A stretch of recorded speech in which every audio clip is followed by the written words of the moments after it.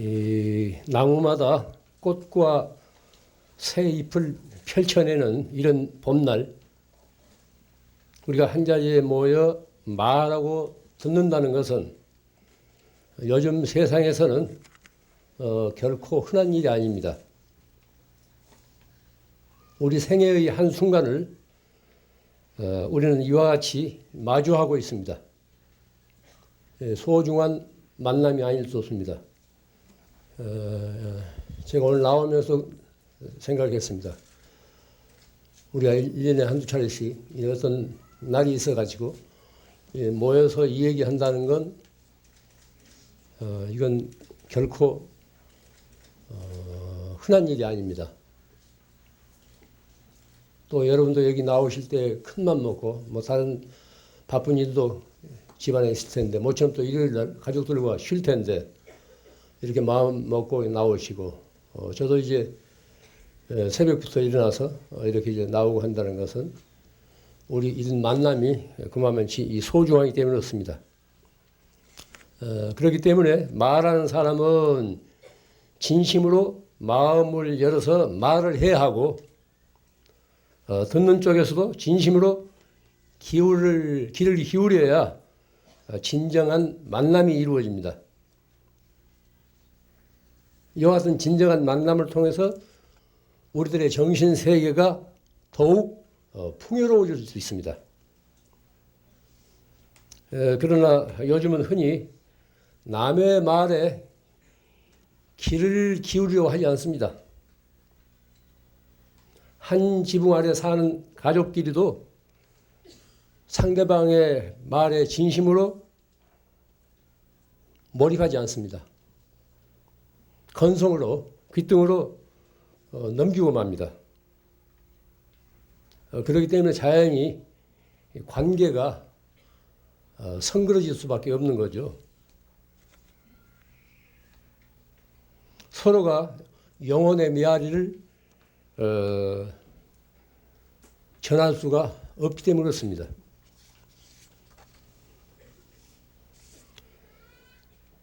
우리가 사는 지금 이 세기가 바로 21세기입니다. 20세기와 크게 이제 다른 점이 몇 가지 있는데 그 중에 또 하나가 이제 정보 매체예요. 요즘은 어디를 가나 인터넷이 활개를 치는 그런 세상입니다.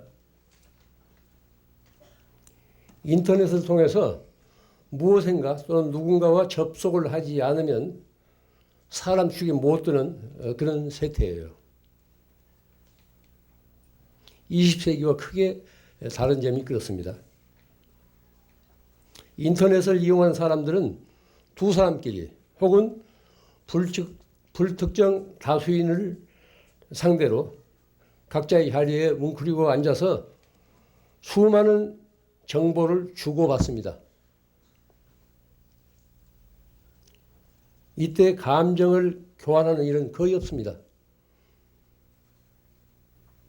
이것은 어디까지나 정보를 주고받기 위한 간접적인 접속이지 직접적인 접촉은 아닙니다. 간접적인 접속은 어디까지나 일방적입니다. 그렇기 때문에 자기중심적이고 한편 또 이기적입니다. 그렇기 때문에 정이 오고 갈 수 없어요. 한마디로 비인간적입니다. 가끔 외국에 나가서 사신 친지들로부터 뭐 인터넷을 통해서 제 소식을 듣는다는 말을 듣습니다. 그때마다 저는 약간 씁쓸한 그런 생각이 들어요. 접속과 접촉은 발음은 비슷하지만 그 뜻은 전혀 다릅니다. 접속은 간접적이고 일방적입니다. 그러나 접촉은 직접적이고 상호간의 만남이에요. 우리는 지금 이 자리에서 접속이 아닌 접촉을 하고 있습니다. 상대방의 표정을 살피고 눈길을 마주하고 목소리를 듣고 분위기를 함께 누립니다. 때로는 손을 마주잡거나 미소를 짓거나 쓰다듬는 접촉을 통해서 인간의 정이 오고 갑니다. 이와 같이 접촉은 인간적입니다. 컴퓨터의 사각 스크린 앞에서 주고받는 정보는 이 시대의 편리한 수단입니다. 분명히 편리한 수단이에요. 그러나 여기서는 인간의 내연세를 맡을 수가 없습니다. 그것은 어디까지나 차디찬 기계의 장치이지 살아서 숨쉬는 따스한 생명체는 아닙니다. 이런 가상을 한번 해보십시오. 어느 날 갑자기 휴대전화와 컴퓨터와 텔레비전이 우리 곁에서 사라진다고 한번 가정해 보세요. 아마 큰 난리가 날 거예요. 많은 사람들이 삶아서 잃고 생을 포기하는 사람들이 부지기수일 겁니다. 특히 하루에도 수십 통씩 문자 메시지를 주고받고 그 문자 메시지에 매달려 사는 젊은 사람들은 더욱 그렇을 겁니다. 휴대전화와 컴퓨터와 텔레비가 나오기 전에 사람들은 지금보다 훨씬 더 행복을 누리면서 살 줄 알았습니다. 지능적인 사기꾼도 덜 걱정스러웠어요. 신속하고 편리한 정보 매체를 곁에 두고 사는 요즘의 우리들은 어째서 그전보다 더 행복할 수 없는가? 우리가 깊이 생각해야 됩니다. 이렇게 편리한 정보 수단을 가지고 사는데 왜 그전보다 우리가 더 행복할 수 없냐 이겁니다. 세상은 더 살벌해지고 더 극악해지고 사람들은 더 왜소해집니다. 과다한 정보는 분명 이 공해입니다. 과다한 정보, 지나친 정보는 공해예요. 왜냐하면 정보가 사람의 자리를 빼앗기 때문에 그렇습니다. 그래서 데이터 스모그라는 말이 있지 않습니까? 데이터 스모그. 과다한 정보는 이게 하나의 오염, 스모그라는 거예요. 매연이라는 거예요. 공해라는 겁니다. 인터넷으로 접속이 안 되거나 해커들에 의해서 방해를 받을 때 마치 세상이 뭐 정말이라도 온 것처럼 그렇게 야단스럽지 않습니까? 어쩔 바를 모른다고. 왜냐하면은 이런 그 연장에 길이 들었기 때문에 뭐든지 즉석에서 해결하려고 해요. 뭐든 즉석에서 끝장을 내려고 한다고. 참고 기다릴 줄을 몰라요. 참고 기다린다는 것은 인간의 덕입니다. 그런데 이렇게 신속한 편리한 기계 장치에 의존하면서 살다 보니까 뭐든지 즉석에서 해답을 꺼내려고 해요. 젊은이들 사이에 자살률이 높은 것도 그겁니다. 그건 한때의 어떤 고비인데 그걸 극복하지 못하고 뛰어내리지 않습니까? 참고 기다릴 줄을 몰라요. 이때 그는 자기 자신이 영혼을 지닌 인간이라는 사실을 까맣게 잊어버리고 있습니다. 우리가 인간이라는 사실을 까맣게 잊어버리고 있다고 해요. 자기 자신을 잃어버린 겁니다. 어떤 것이 중요한지 같이 판단을 해야 돼요. 생활의 도구인 그런 정보 매체가 중요한 것인지 자기 자신이 중요한 것인지 같이 판단을 해야 됩니다. 그런 그 매체 앞에서 그냥 쩔쩔매고 어쩔 줄 몰라 하는 것, 참고 기다릴 줄 모르는 것, 모든 즉석에서 해결하려고 하는 것, 이것은 영혼을 지닌 인간이 할 도리가 아닙니다. 할 생활 태도가 아닙니다. 자기 자신을 잃어버렸기 때문에 그렇습니다. 한낱 생활의 도구에 존속돼 가지고 본질적인 삶을 잃어버린 거죠.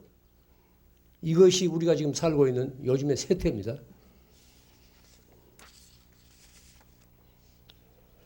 사람답게 살려면은 안으로 기울일 줄 알아야 돼요. 바깥 현상에만 팔리지 말고 자기 내면의 소리를 들을 줄 알아야 합니다. 삶의 의미를 어디에 두고 살아야 할 것인지 거듭거듭 물을 수 있어야 돼요. 친구와 살뜰한 우정을 지속하려면 한동안 떨어져 있는 시간이 필요합니다. 각자 자기 자신을 확인하는 홀로 있는 시간이 필요해요. 아무리 정다운 사이라 할지라도 늘 한테 엉켜 지내면은 인해 시들어지고 지겨워집니다. 우리가 늘 겪는 일 아닙니까? 좋은 친구란 만날 때마다 서로의 우정을 새롭게 시작할 수 있어야 돼요. 왜냐하면은 친구든 내 자신은 어제의 내가 아니라니까요. 어제의 그 친구가 아닙니다. 오늘의 나는 새로운 나예요. 오늘의 친구는 새로운 친구라고. 이 중고품이 아닙니다. 새로운 우정이 시작돼야 됩니다. 그래야 만남의 의미가 있죠.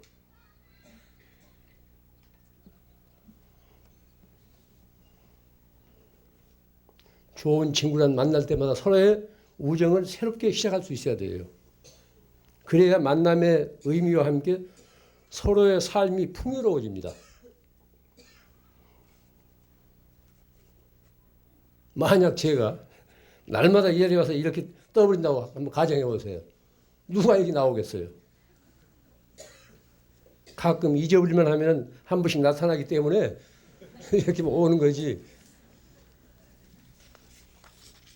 넘치는 것은 모자란만 못하다는 지혜로운 명언이 있습니다. 옛 우리 명언들이에요. 넘치는 것은 모자란 것만 못하다는 거예요. 우리에게는 그립고 아쉬운 삶의 여백이 필요해요.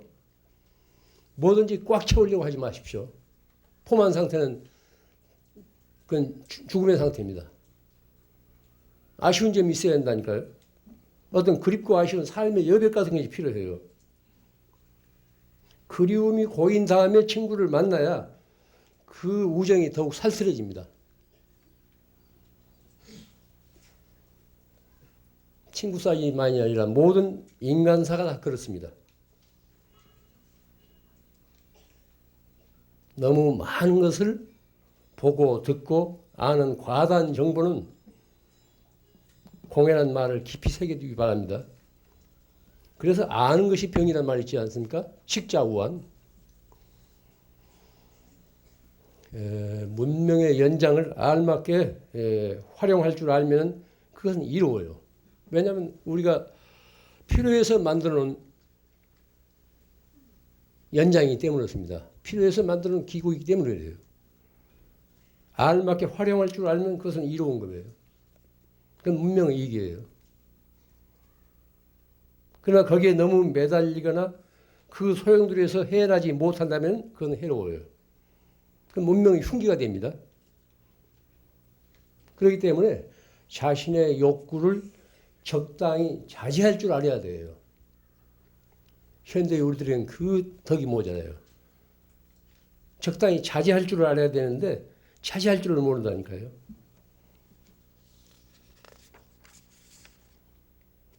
얼굴이란 무엇입니까? 그 사람의 업의 모습이에요. 업의 꼴이라고. 그 사람이 어떻게 살았는가 하는 것을 그 얼굴로 드러낸 겁니다. 하나의 그 인생의 이력서예요. 예뻐지려면 비싼 돈 들어가면서 째고 꼬매기 게 아니라 먼저 예쁜 짓을 해야 돼요. 또 얼굴에 무슨 표준형이 있습니까? 아름다운 무슨 표준형이 있어요. 저마다 자기 얼굴을 가지고 있다고.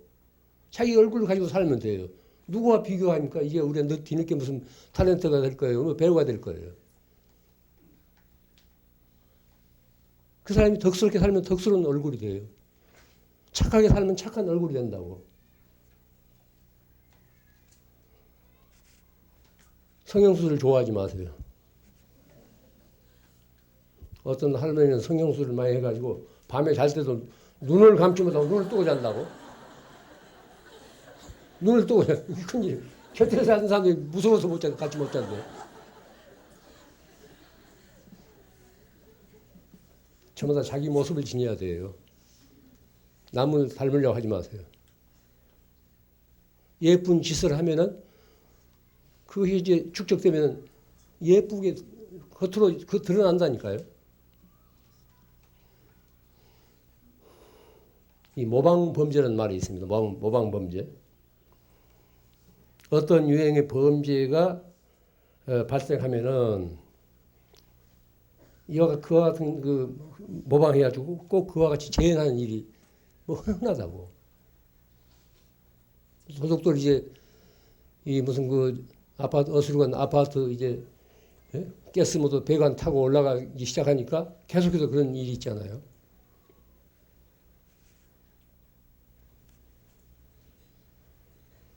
그것은 범죄만이 아닙니다. 자살도 그래. 꼭 모방을 한다니까요. 주의해서 들으십시오. 명심해서 들으세요. 우리가 순간순간 보고 듣고 말하고 생각하는 그것이 우리들 의식의 필름처럼 찍혀요. 우리가 어린 시절에 저질렀던 일 같은 거, 좋은 일이건 언짢은 거, 불쑥불쑥 어느 때가 그게 다시 떠오른다고요. 까맣게 잊어버렸던 일들이 갑자기 떠오르는 수가 있어요. 그러니까 우리가 일단 경험한 일들은 필름에 내장되는 거예요. 잠재의식을 이룹니다. 이 잠재의식이 어떤 상황을 만나면은 지금까지 보고 듣고 말하고 생각한 그대로 현실적으로 재현을 해요. 이게 업의 파장, 카르마의 파장이에요. 불교의 심리학이라고 할 수 있는 유식론에서는 이를 아주 소상히 밝히고 있습니다. 인간의 마음의 구조를 크게 네 가지로 나눠요. 크게 네 가지로 나눕니다. 우리가 눈으로 보고 귀로 듣고 코로 냄새 맡고 혀로 맛보고 몸으로 감촉하는 것. 이것을 전오식이라고 그래요. 이건 감수작용입니다. 감수작용. 이걸 전오식.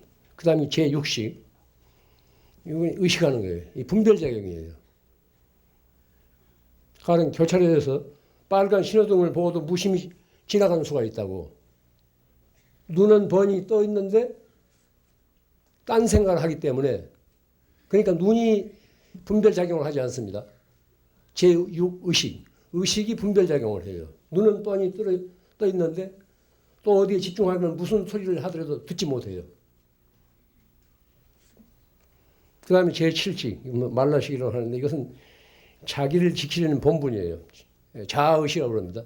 서양 사람들이 이걸 에고라고 그래요. 에고라고. 제7식. 자기를 지키는 이 본능이에요. 제8식, 이걸 아리아식, 이것을 이제 장식, 갈무리할 장자, 장식, 혹은 종자식, 씨앗, 종자식이라고 합니다. 이것은 생명 활동의 어떤 근원이 돼요. 예를 들자면은 어떤 사람이 이제 뭐 카드빚에 쪼들렸든지 무슨 복잡한 일 때문에 자살을 하려고 낭떠러지에 서 있어요. 낭떠러지에 서 있는데 갑자기 뒤에서 굴러온다고. 돌이 큰 바위가 굴러오기 때문에 본능적으로 피해요. 죽으러 간 사람이 돌에 맞아 죽고 물에 떨어 죽고는 똑같을 텐데 왜 본능적으로 피하냐 이거예요. 이건 제7식. 자기를 지키는 그런 본능. 이 자아의식이 작용해서 그런다는 거예요. 인간 생활의 근원이라는 게 종자식. 그러니까 우리가 일단 경험한 거, 보고 듣고 말하고 생각하는 것은 일단 내장됩니다. 필름에 찍힌다고. 이걸 종자식이라고 해요. 종자식. 씨앗이 되는 거예요. 그런데 그 씨앗이 다음 행동을 일으킬 수 있는 하나의 요인이라고요. 이게 제8식입니다. 종자식 제8식이에요. 다음 행동을 유발할 수 있는 그런 그 원인체입니다. 이 제8식 씨앗이. 우리 지금까지 보고 듣고 말하고 생각했던 것이 우리 내장된 그것이 그래요. 이 씨앗이 어떤 상황에 이르면은 현실적으로 싹이 트고 우미 트고 활짝 열린다고 해요. 인도 옛 사람들은 이렇게 우리 심리 분석을 그렇게 네 가지로 그렇게 했습니다. 한마디로 하자면은 우리가 보고 듣고 말하고 생각하는 것 이건 그때 그치지 않고 이건 일단 우리 기억에 내장된다는 거예요. 업이 된다는 겁니다. 또 이런 걸 자꾸 되풀이하면 이것이 훈습 마치 그 안개 속에서 옷이 젖듯이 어떤 향기 속에서 옷이 젖듯이 이걸 훈습이라고 그래요. 훈습을 하게 되면 업장이 두터워져요. 업장이 두터워져 가지고 자기 의지로는 어떻게 할 수 없을 정도로 된다고. 결론적으로 말씀드리겠습니다. 모든 것이 넘치는 오늘 같은 세상에서 제정신을 차리고 자지적인 삶을 이루려면은 철저한 자기 관리가 필요합니다. 자기 관리가 필요해요. 자기 자신이 자기를 관리해야 돼요. 남이 한다고 해서 덩달아 따르지 말고 자기 의지대로 살 줄 알아야 돼요. 가치 판단의 기준은 어디에 두어야 될 것인가? 내가 이런 일을 해서 행복할 것인가? 불행할 것인가? 그게 답이에요. 어떤 순간에 속지 마세요. 우리가 순간순간 살지만 어떤 순간에 속지 마시라고.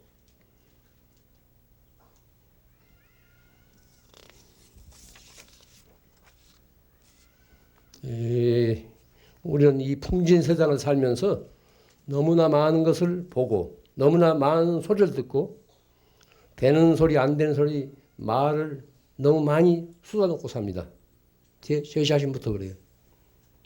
또 이 생각 저 생각하면서 갑자기 여기서 무슨 뭐 노후 대책이 어떻고 뭐 이런 소리에 겁들을 먹어가지고 근심 걱정을 미리 가불해서 쓰느라고 밤잠을 못 자잖아요.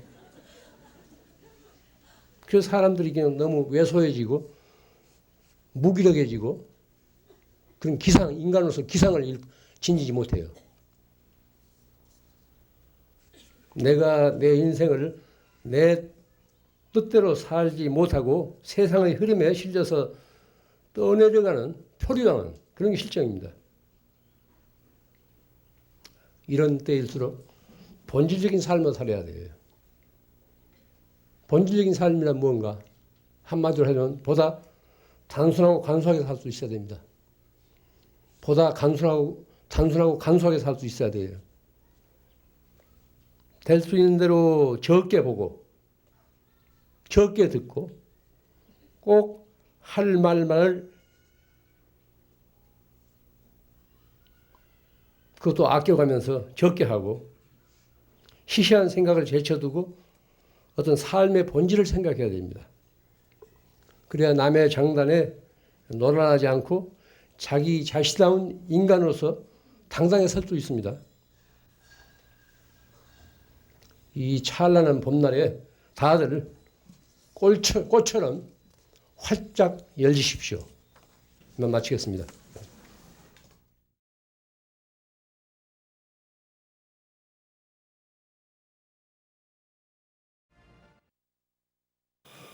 그동안 평안들 하셨습니까?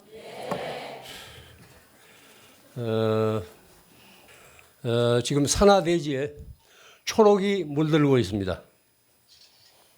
살아있는 무수한 생명들이 꽃을 피우고 잎을 펼쳐내는 이 눈부신 봄날, 여러분과 이 자리에서 다시 만나게 되어 몹시 기쁘고 감사한 마음입니다. 우리들이 지금 살아있다는 것은 당연한 일 같지만은 이는 하나의 기적이고 커다란 축복이 아닐 수 없습니다. 뭐니 뭐니 해도 이 세상에서 생명처럼 존귀한 것은 또 없습니다. 생명은 개체로 보면 단 하나뿐입니다. 우리가 친지들의 죽음을 두고 슬퍼하는 것은 다시 만날 수 없는 영원한 이별이기 때문에 그렇습니다. 우리 시대에 와서 이와 같은 생명의 존엄성이 크게 손상되고 있습니다. 걸핏하면 어린 생명들 유괴해다가 폭행을 가하고 살해합니다. 그럴 만한 이유도 없이 무작위로 살해합니다. 생명을 다루는 농경사에서는 감히 생각도 해볼 수 없던 그런 끔찍한 일들입니다. 씨를 뿌려서 새움이 돋고 또 어린 싹들이 자라나는 그런 그 과정을 지켜보면서 우리 안에서 어떤 생명의 소중함이 같이 함께 움틉니다. 이렇게 살다가 흙을 멀리하고 도시에서 산업사회에서 정보화사회에서 살다 보니까 사람들이 너무 메말라가지고 인간의 설 자리를 그렇게 잃게 된 겁니다. 옛날보다 소득은 훨씬 많고 가전제품도 많고 편리하게 살고 있지만은 인성은 우리가 어렵게 살던 그 시절에 비해서 훨씬 못하고 있습니다. 사람이 같은 사람을 죽인다니 상상도 할 수 없었던 일 아닙니까? 이 육신은 흉기로 살해할 수 있지만은 생명의 근원인 영혼은 그 무엇을 가지고도 죽일 수 없습니다. 따라서 남을 죽이는 것은 결과적으로 자기 자신을 죽이는 일입니다. 우리가 몸담아 살고 있는 이 세상은 사람들만 사는 것이 아닙니다. 그 겉모습은 다를지라도 수많은 생명체들이 서로 주고받으면서 어울려 함께 삽니다. 균형과 조화로서 생명의 연결고리인 생태계를 이루고 있습니다. 그런데 요 근래 와서 이 땅의 생태계가 커다란 위협을 받고 있습니다. 보십시오. 방방곡곡 어느 한 곳 성한 곳이 없습니다. 허물고 파헤쳐져 우리 국토가 피를 흘리면서 신음하고 있는 그런 현실입니다. 그런 중에서도 이명박 대통령의 공약 사업으로 은밀히 추진되고 있는 한반도 대운하 계획은 이 땅의 무수한 생명체를 위협하고 파괴하려는 끔찍한 재난입니다. 우리가 지금 당면한 가장 중요한 지금 사안이기 때문에 제가 오늘 이 한반도 대운하 문제에 대해서 이 자리에서 거론하려고 합니다. 우리 국토는 한두 사람의 생각으로 허물고 파괴할 수 있는 그런 대상은 결코 아닙니다.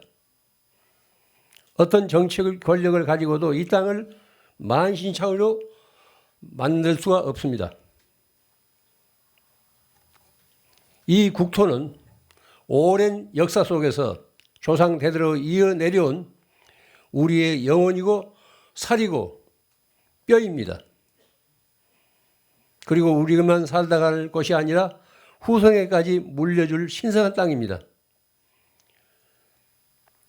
이런 땅의 대운하를 만들겠다는 생각 자체가 우리 국토에 대한 무례이고 모독임을 알아야 됩니다. 어떻게 감히 그런 생각을 할 수 있습니까? 이 땅은 무기물, 바위나 흙으로 되어 있지 않습니다. 많은 생명체들이 함께 이 땅을 이루고 있습니다. 한반도 대운하는 물류와 관광을 위해서라고 합니다. 몇 푼씩 경제 논리에 의해서 이 신성한 땅을 유린하려는 것은 대단히 무모하고 망연된 생각입니다. 물건을 실어 나르는 일이에요. 또 관광, 눈으로 보고 먹고 마시고 즐기는 그런 일입니다. 이 두 가지를 위해서 그렇게 거창한 운하 계획을 세운 겁니다. 삼면이 바다이고 고속철도와 고속도로가 수송을 담당하고 있는 현실로 미루어 그것은 결코 타당한 구상이 아닙니다. 서울, 부산 사이 그 넓은 바닷길도 실제로 운항해온 회사가 정부의 보조를 받고도 타산이 맞지 않아 문을 닫았는데 수많은 댐을 만들고 다리를 허물고 산에 턴을 뚫어야 하는 운하가 무슨 경제성이 있겠습니까? 그리고 운하는 지금 세계적으로 사양 산업입니다. 미국이고 유럽이고 운하는 이제 물류의 기능을 제대로 못하고 있기 때문에 그렇습니다. 철도에 의존하기 위해서 철도망을 증설하고 있는 것이 지금 세계적인 추세입니다. 한반도 대운하를 환영하는 사람들은 교통수단으로 운하를 교통수단으로 이용해 보겠다는 사람들은 결코 아닙니다. 이와 같은 개발 사업으로 땅값이 오르는 것에 관심이 있는 땅 투기꾼들입니다. 벌써부터 운하 예정지의 땅값이 지금 치솟고 있지 않습니까? 그리고 건설공사에 관심이 있는 일부 건설업자들 뿐입니다. 국민들 대다수는 지금 이 일에 대해서 반대하고 있어요. 강은, 살아있는 강은 이리 굽을 저리 굽을 구비마다 자연스럽게 흘러야 합니다.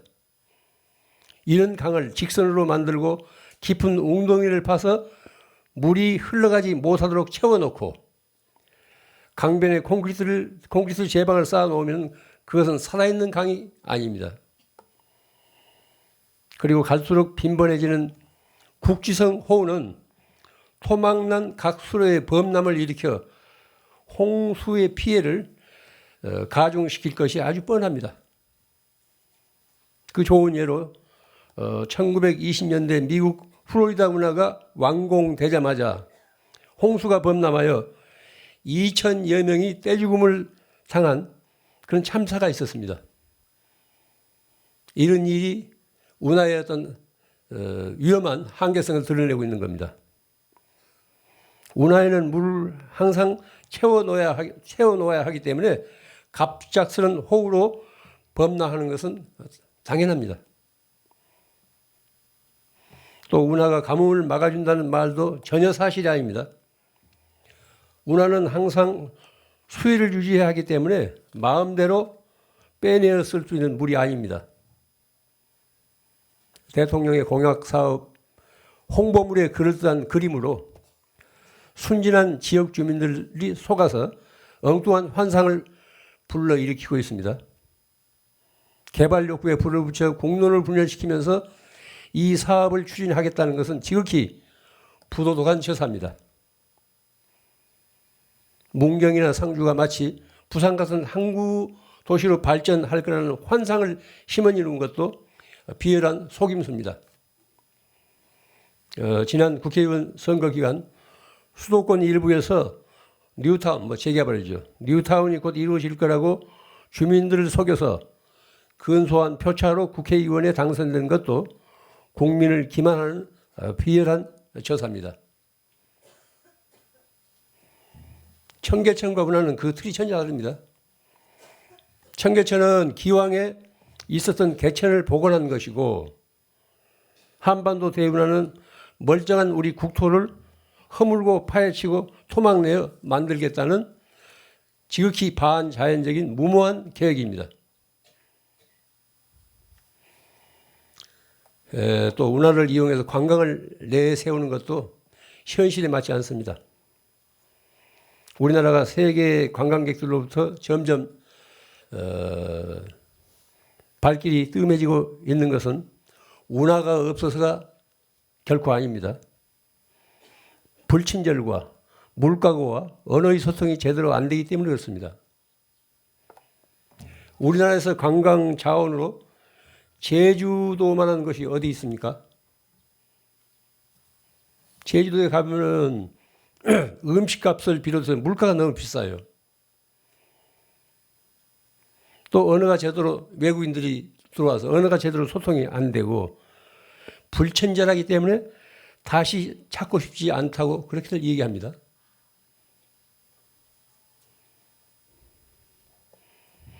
그렇기 때문에 운하를 통해 관광을 내세우는 것도 이건 현실에 맞지 않습니다. 이게 다 속임수예요. 기왕 있는 관광 자원도 활용 못하면서 또 운하를 만들어서 관광 자원을 개발한다는 말이 안 됩니다. 일찍이 없었던 이런 무모한 국책 사업이 이 땅에서 이루어진다면 이것은 커다란 재앙이 될 것입니다.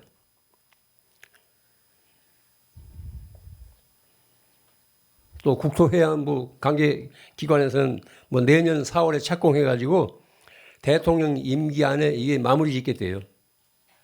이게 말이 됩니까? 이 거창 국책 사업을 그런 그 발상 자체, 그런 졸속한 생각 자체가 국민적인 저항을 불러일으키기에 충분합니다.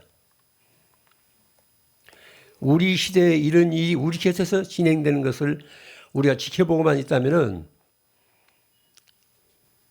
명심하십시오. 우리가 지금 살고 있는 이 땅에서 우리 시대에 이런 그 무모한 일이 우리 곁에서 진행되는 것을 지켜보고만 있다면은 우리는 이 정권과 함께 우리 국토에 대해서 씻을 수 없는 범죄자가 될 것입니다. 우리 국민 대다수는 무모한 이 한반도 대운하 계획에 반대하고 있습니다. 서울대 교수 오진을 비롯해서 양식인 우리 국민들 대다수는 반대하고 있습니다.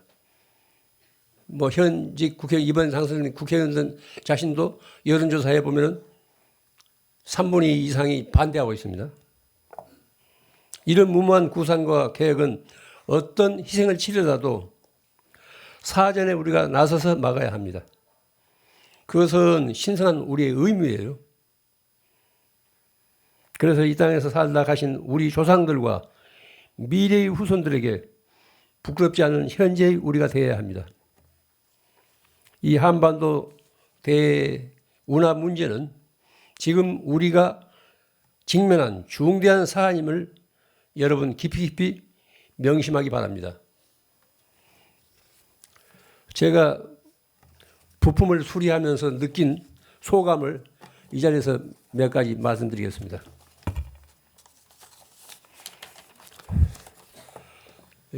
사람은 살만큼 살면 늙잖아요. 또 때가 되면 다 죽어요.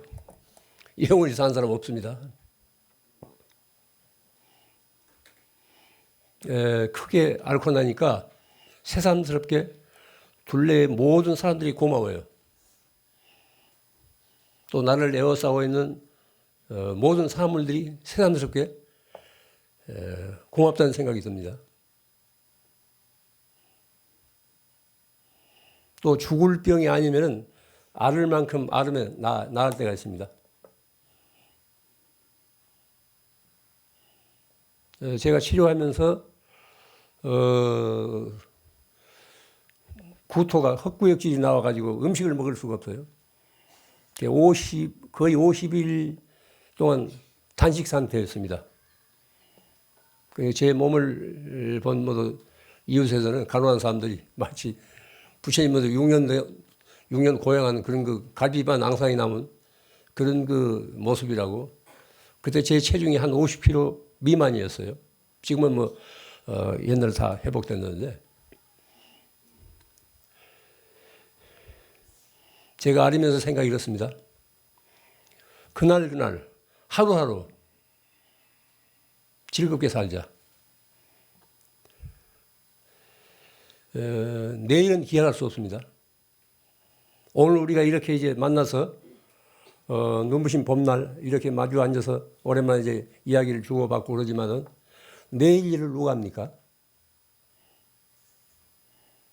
그날 하루하루 살아야 돼요. 살 수 있어야 됩니다. 하루하루 잘 살아야 돼요. 후회 없이 살아야 됩니다. 그러기 위해서는 우선 내 마음이 활짝 열려야 돼요. 우리가 세상을 살아갈 때 가장 문제가 많은 것이 인간관계 아닙니까? 가족 간의 관계, 친지들과의 관계, 직장에서의 관계, 늘 관계가 문제예요. 그런데 뻔히 알면서도 실제 잘 안 됩니다. 내 마음을 내가 활짝 열 수 있어야 되는데 말은 쉽지만 그렇게 안 돼요.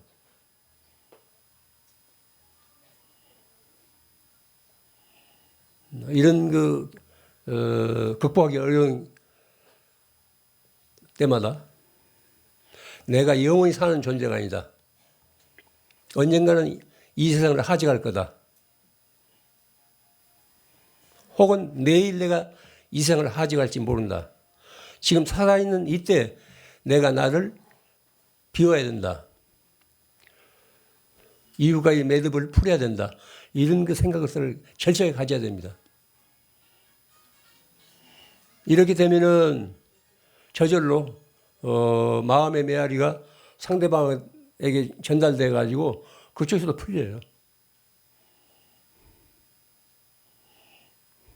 이 우리가 바쁜 날, 이 좋은 날 이렇게 절에 와서 이런 행사에 참여하는 것도 세상을 보다 지혜롭고 또 너그럽게 살기 위한 길을 찾기 위해서 오신 겁니다. 문제는 내 마음을 내가 어떻게 쓰느냐에 달려 있어요. 이 세상을 잘 살고 못 사느냐 하는 것은 내가 내 마음을 어떻게 쓰느냐에 달려 있습니다. 흔히 절에서 이제 마음을 찾는다고 하지 않습니까? 뭐 참선할 때, 염불할 때 마음을 찾아라. 눈에 보여야 마음을 찾죠. 지극히 관념적인 소리입니다. 마음을 제대로 쓸 줄 알아야 돼요. 용심. 내가 내 마음을 제대로 쓸 줄 알아야 됩니다. 쓸 줄 알아야 됩니다. 쓸 줄 알 때 내 마음이 열려요. 온전하게 쓸 줄 알면 내 마음이 열리고 잘못 쓰면은 겹겹으로 닫힙니다. 순간순간 하루하루 내 마음을 활짝 열고 산다면은 둘레의 모든 것이 긍정적으로 나를 반깁니다. 또 나를 받아들입니다. 또 어려운 일이 있더라도 우리가 이 사바세계에서 살아가는데 어려운 일이 없는 사람들이 어디 있습니까? 어려운 일이 없는 집안이 어디 있습니까? 어려운 일을 피하려고 하지 마십시오. 어려운 일을 그대로 받아들일 수 있어야 돼요. 피하려야 피할 수 없는 겁니다. 받아들여야 돼요. 제가 이제 알으면서 속으로 느낀 것이 왜 내가 이 나이에 지금 잘 와서 이때 와서 이렇게 이제 중병에 걸려가지고 이렇게 치료를 해야 되는가 이런 생각을 하니까 모든 게 다 그 나름의 의미가 있어요. 남이 아는데 나만 알지 않다고 하게 되면은 남의 사정도 모르고 내가 얼마나 오만해요. 이 몸을 가지고 이 세상에 태어나면 언젠가 다 앓게 마련이라고 생로병사하잖아요. 좋다. 이 과정을 통해서 내가 인간적으로나 수행자로서 보다 성숙해지리라. 이런 생각을 하면서 투병을 하니까 마음에 여유가 생겨요. 모든 것을 그대로 이제 내가 받아들이겠다는 이런 생각을 가지니까 마음에 여유가 생기더라고요.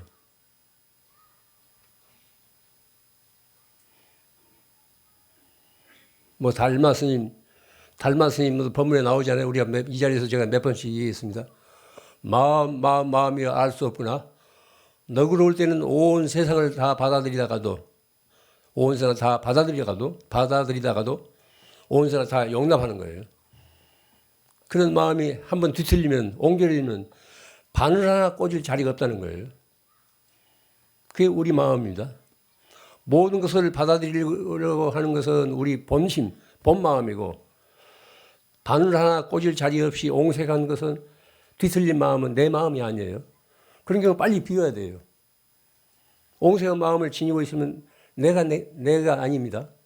빨리 그건 비워야 돼요. 너그러운 마음을 비워야 됩니다. 이와 같이 일상생활에 마음 쓰는 훈련을 해야 됩니다. 우리가 참선하고 염불하고 혹은 독경하는 것도 내가 내 마음을 바르게 온전하게 쓰기 위해서 한 것 아닙니까?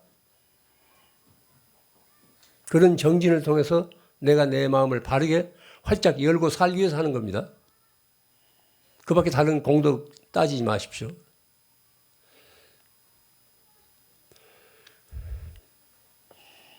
또 우리가 하루하루 살아가는 게 인생이 학교예요. 배움입니다. 어제 몰랐던 것을 오늘 배우게 돼요. 그러면서 거기서 어떤 삶의 어떤 묘미 같은 걸 스스로 터득하게 됩니다. 거듭 말씀드립니다.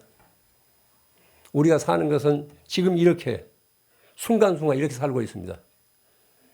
이 순간순간을 제정신 차리고 활짝 열린 마음으로 잘 살 수 있어야 됩니다. 아까 말씀드린 한반도 대운하 문제 깊이 명심하고 이게 남의 일이 아닙니다. 명심하기 바랍니다. 또 하루하루 그렇게 열린 마음으로 살면서 사는 일 자체가 즐겁고 기뻐야 됩니다. 그런 과정을 통해서 이웃과의 관계도 원만하게 해소될 수 있어야 됩니다. 네, 이만 마치겠습니다. 감사합니다.